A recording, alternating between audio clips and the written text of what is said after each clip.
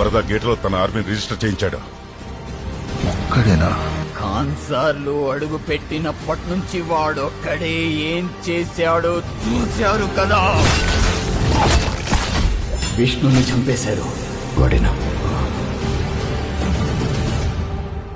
మా నాయకుడు?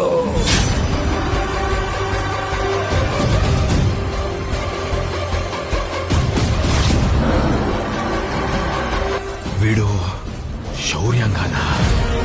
ఈ కుర్చీ తగలబెట్టడానికి అక్కడ ప్రతి శౌర్యంగా